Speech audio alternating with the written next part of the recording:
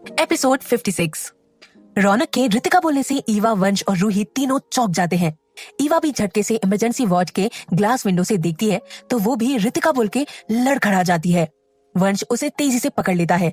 रौनक शांत खड़ा था, एकदम ग्लास से सटा हुआ।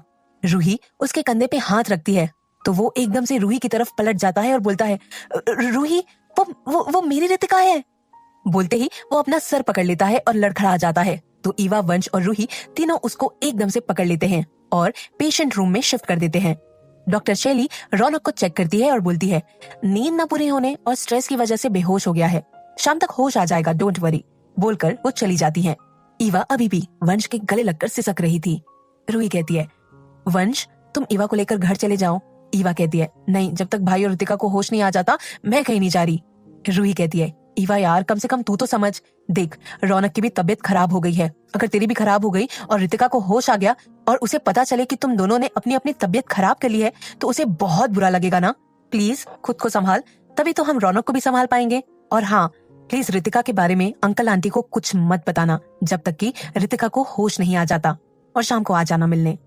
ईवा में सिर हिलाती है और रूही वंश को टेक केयर ऑफ ईवा बोलकर उनको घर भेजकर खुद रौनक के पास ही रुकती है और बाकियों को मैसेज सेंड कर देती है, लंच ब्रेक में कैंटीन में मिलो, इट्स अर्जेंट।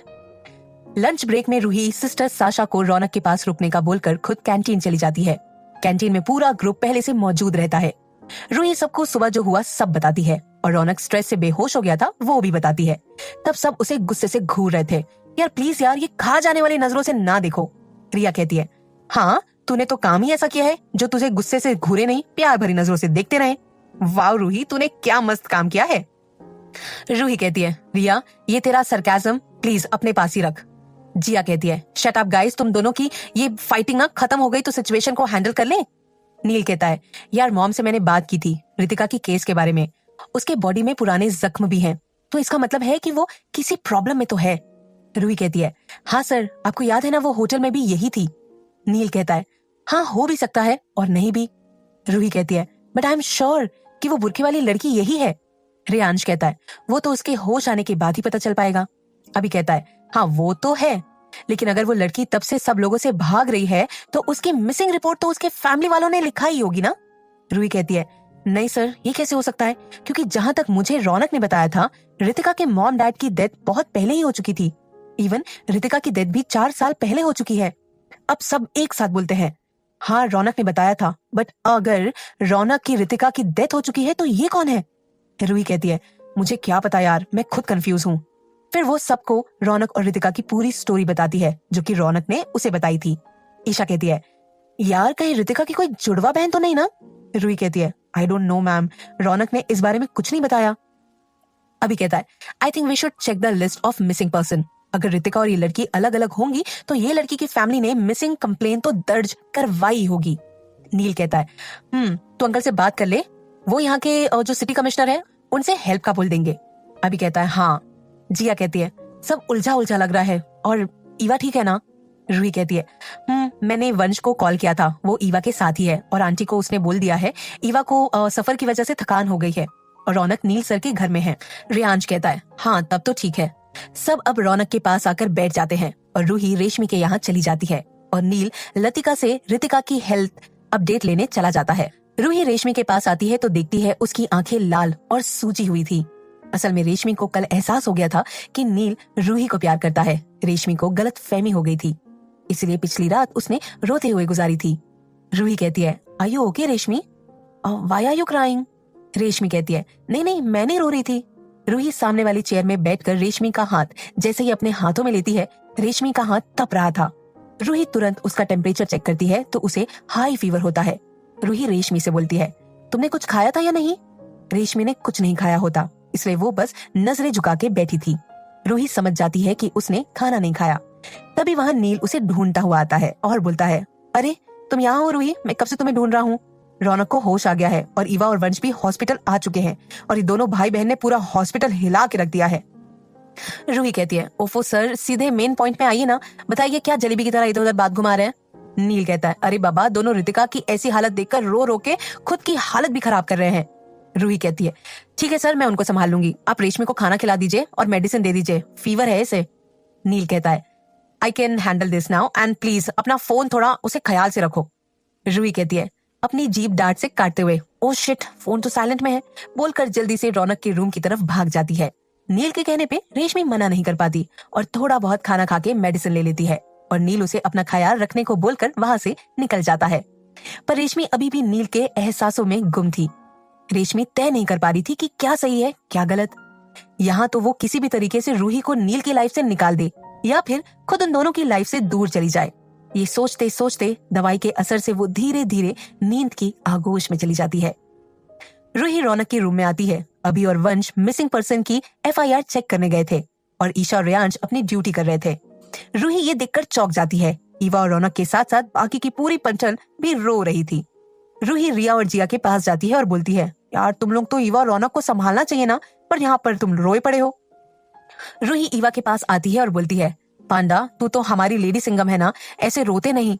और वो रौनक के पास आती है और बोलती है, देख तेरी उम्मीद लौट आई है और तू उसका स्वागत ऐसे करेगा। रूही के चंद लफ्जों ने सबके आंसू रोक दिए। रूही कहती है, तुझे स्ट्रॉन्ग बनना पड़ेगा। तो रौनक अपने आंसू पोंछकर में सिर हिला देता है। तब तक नील भी वहां आ जाता है और बोलता है, मॉम से अपडेट मिल गई है, रितिका को कल तक होश आ जाएगा, पर वो अभी बहुत वीक है, उसे 2 हफ्ते हॉस्पिटल में ही रखना पड़ेगा। रूही हाँ में सिर हिला देती है और रौनक बोलता है, कैन आई मीट हर? नील कहता है, नहीं नहीं बिल्कुल नहीं। अब ईवा, जिया, रिया, रूही चारों नील को घूरने लगते हैं। तो वो बोलता है, रिलैक्स गाइस, पहले मेरी बात तो सुन लो।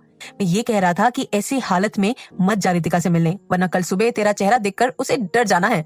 नील अकेला हंसता रहता है और कोई नहीं हंसता। तो वो बोलता है, अब मैं सीरियस रीजन बताता हूँ।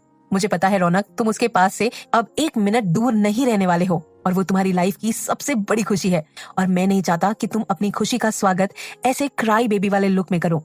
तो प्लीज पहले फ्रेश हो लो, कुछ खा लो, फिर मैं मॉम से बात करता हूँ कि तुम रितिका के पास जा सको। नील के इतना बोलते ही रौनक नील के गले लग जाता है। रौनक अपने घर ना जाकर नील के फार्म हाउस चला जाता है चेंज करने, क्योंकि अगर वो घर जाता तो अपनी मॉम से अपनी हालत नहीं छुपा पाता।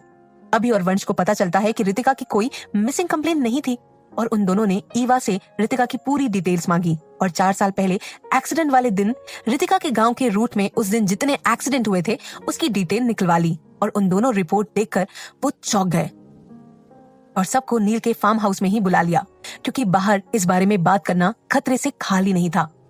रौनक को रितिका के पास छोड़कर सब घर और हॉस्टल का नाम लेकर निकल गए, क्योंकि सब अभी रौनक को कोई और टेंशन नहीं देना चाह रहे थे। तो सब नील के फार्म हाउस चले गए। इधर रायचंद फार्म हाउस में सब लिविंग रूम में नीचे कालीन में लगे फ्लोर पर ही गोल बनाकर बैठ चुके थे। वर्तिक, अनिक भी आ गए थे। कामनी अपनी किसी फ्रेंड के घर गई थी, इसलिए सब आराम से ही बैठे थे कि अभी ने एक फाइल सबकी ओर बढ़ा दी और वंश ने कहा, ये उस दिन की फाइल है जिस दिन रितिका का एक्सीडेंट हुआ था। फाइल को पढ़ के सबकी आंखें फैल जाती हैं। ईवा कहती है, इस फाइल में तो ये है कि उस दिन एक्सीडेंट जरूर हुआ था रितिका के चाचा की गाड़ी का, पर उस एक्सीडेंट में किसी की जान नहीं गई थी। रिया कहती है, हाँ एग्जैक्टली। रूही कहती है, फिर उसके चाचा ने रौनक और ईवा और उसके फैमिली से क्यों झूठ बोला? नील कहता है, ये तो हमें पता लगाना पड़ेगा यार। तभी वंश और एक फाइल सबकी ओर बढ़ाता है। फाइल पढ़ते ही सब शॉक हो जाते हैं और वर्तिक बोलता है, ओ तेरी, ये मेहता तो मेहता इंस्टीट्यूट का ओनर है। अनिक कहता है, मतलब हमें ड्रग्स केस में रितिका हेल्प कर सकती है।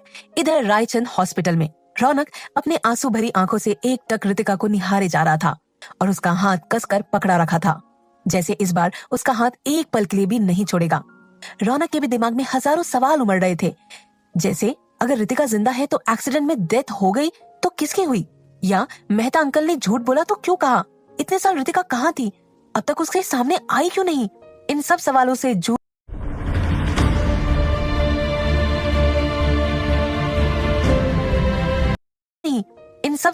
जूझते हुए रौनक की रात गुजर गई। सुबह बाकी सब भी हॉस्पिटल आ जाते हैं। डॉक्टर लतिका रितिका को एक बार चेक करती है और बोलती है, physically everything is good, but होश आने के बाद ही पता चलेगा, मेंटली कोई क्राइसिस तो नहीं, बोलकर वहां से चली जाती है। सबके पास सवाल थे पर जवाब सिर्फ रितिका के पास। क्या होगा आगे, जानने के लिए सुनते रहिए पॉकेट FM।